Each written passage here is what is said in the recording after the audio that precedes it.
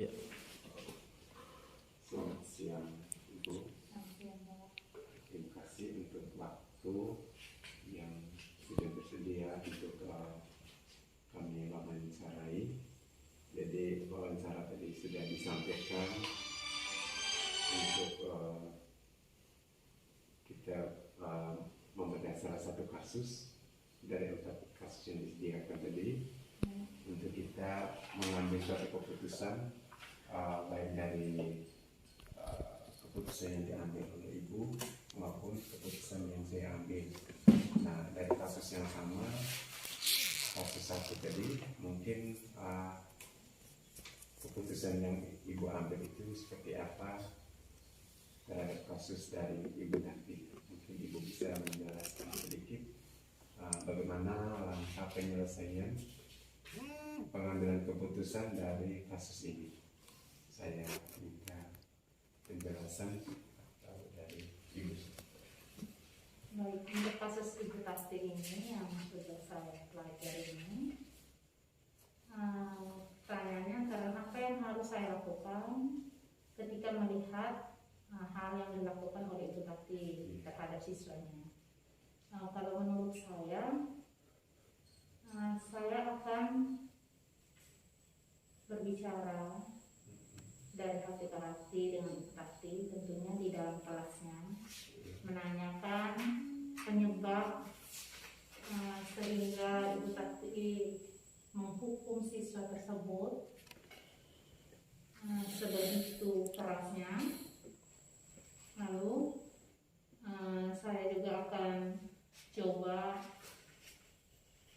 memberikan saran untuk Ibu Tati, kira-kira hukuman yang lebih pas diberikan kepada siswa tersebut. Karena menurut saya tanggung jawab guru itu bukan hanya kepada kelas yang dia ampuh, tetapi tanggung jawab guru itu kepada semua siswa yang berada di sekolah tersebut. Ya, menurut saya dapat menginterupsi apa yang dilakukan oleh Ibu Tati kepada siswa di kelasnya.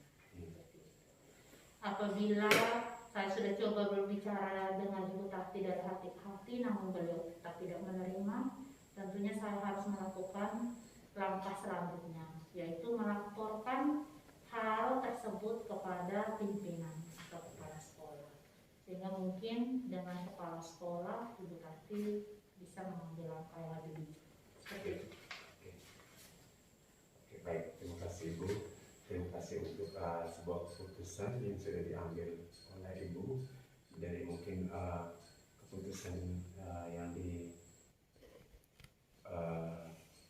diambil untuk mengatasi kasus Ibu Tati tadi, secara dilema etika itu sudah otomatis bahwa individu lawan masyarakat.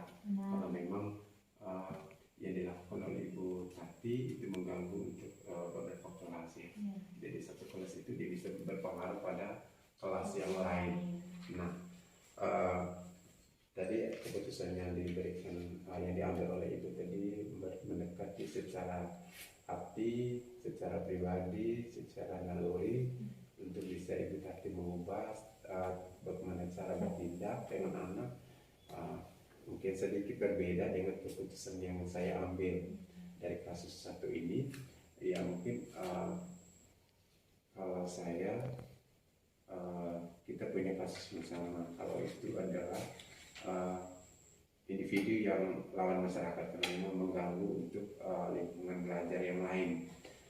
Jadi saya yang paling pertama yang saya lakukan itu, keputusan itu saya menyampaikan kepada kepala sekolah, supaya kepala sekolah yang punya kewenangan untuk menyampaikan kepada Ibu Tati bahwa suasana kelas supaya tidak mengganggu kelas lain. Lalu yang kedua, tindakan terhadap siswa itu, yang kekerasan terhadap siswa itu diharapkan untuk tidak terjadi siswa, supaya tidak mengganggu pertumbuhan mental anak. Ya, kalau memang yang kekerasan berarti akan mengganggu pertumbuhan mental anak. Nah, dari kasus yang saya ambil itu mungkin prinsip yang pengambil keputusan itu berpikir berbasis rasa peduli. Mengapa saya berpikir rasa peduli? Bahwa ya kita seharusnya mau langsung bertemu menegur ibu tati, kita rasa tidak ini, sebaiknya kita menyampaikan kepada pimpinan supaya ibu tati bisa bertemu langsung atau dipanggil langsung oleh kepala sekolah. Ya. Terus jadi mungkin untuk kegiatan selanjutnya mungkin dalam sebuah kasus, mungkin dari materi yang saya dapatkan di guru penggerak ini, mungkin selain kita mengambil keputusan itu berdasarkan bujukan moral, oh ini benar, ini salah, tetapi ada juga pengambilan keputusan itu berdasarkan dilema etika. Jadi dilema etika itu ada 4 langkah. Terus yang pertama tadi individu melawan masyarakat. Itu artinya kasus itu dari satu orang dia mempengaruhi orang lain, banyak orang, itu individu melawan masyarakat. Terus rasa keadilan melawan rasa kasihan di lain pihak, itu untuk menegakkan keadilan, tetapi di pihak lain kita ada rasa kasihan, oh kasihan dia punya ini. Terus yang berikut kebenaran lawan kesetiaan. Jadi kebenaran itu bahwa yang dia lakukan itu benar, tetapi dia harus menunjukkan ada kejujuran, keterbukaan hati terhadap apa yang sudah dia lakukan itu. Jadi itu dilema etika yang ketiga.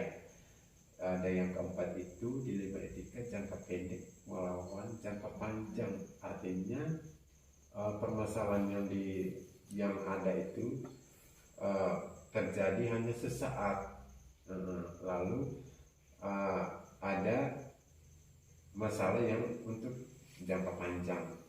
Contoh misalnya oh ini siswa kumpul uang untuk perlombaan nanti, lalu sekarang siswa lebih menyukai main bola, berarti dilema etikanya jangka pendek melawan jangka panjang.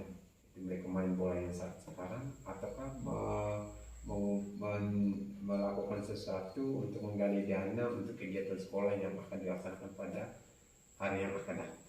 Jadi dilema etikanya ada 4. Itu mungkin salah satu cara bagaimana kita untuk mengambil suatu keputusan.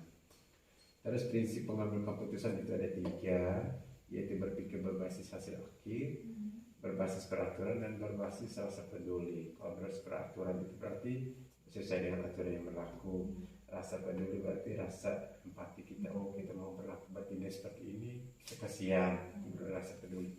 Kalau berbasis hasil akhir itu artinya oh kita mau ambil keputusan seperti ini, hasil akhirnya apa yang dia akan dilakukan. Terus selain itu ada 9 langkah pengambilan keputusan. Itu yang pertama, nilai yang bertentangan, itu yang berkaitan dengan nilai-nilai kebajikan. Ada tanggung jawab, toleransi, ada menghormati kehidupan kita setiap hari. Lalu menentukan siapa. Jadi di dalam sebuah kasus itu pasti kita tahu siapa yang terlibat di dalam kasus ini. Lalu yang ketiga, kita kumpulkan fakta. Oh, kasus ini sampai terjadi karena apa begitu, kita kumpulkan faktanya. Setelah itu pengujian benar salah.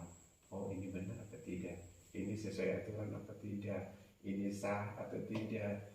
Lalu ini perlu kalau dunia sekarang masih diposting lah, atau dimuat di koran, di majalah apa tidak, pantas apa tidak. Lalu yang terakhir ada uji panutan, artinya ada keputusan